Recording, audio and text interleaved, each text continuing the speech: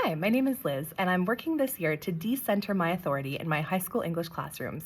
Instead, I'm hoping to and working to center my learners and their experiences so that that becomes the focus instead of having some expert in the room that can't wait to tell you how to think. Not that that never has a place, but when it comes to being the sage on the stage, this is not where we are anymore. One of the tools that I've been sharing this week is the Anti-Racist Deck by Ibram X. Kendi, and I wanted to offer a few guidelines for my use. Often what we'll do is we'll start with a few of the warm-up questions, the lower risk pieces, and then work our way into stronger risk-taking.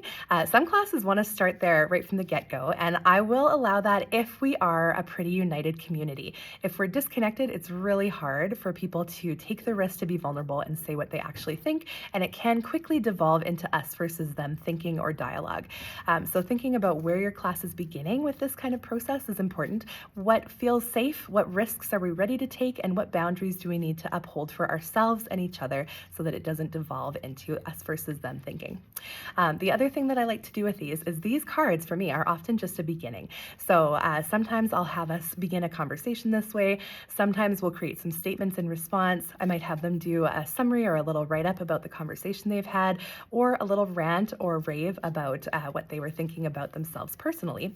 This can be a great jumping off point, and often I'll bring back the statements that we worked with or the questions that we worked with into a later, more significant summative assignment. So it becomes another text, another source for students to build their arguments, create positions about.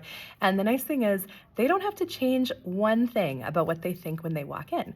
I'm asking students to entertain and not reject or accept immediately a new idea. And so because of this, we all have this level of safety, and at the same time, we're able to explore new thinking and not necessarily leave the way that we entered the room. Thanks so much. Join me as we continue to play language arts and as I share this journey that I'm on this year. I appreciate it, and I'd love to hear what you're doing in your class to hold space for these conversations. Thanks so much.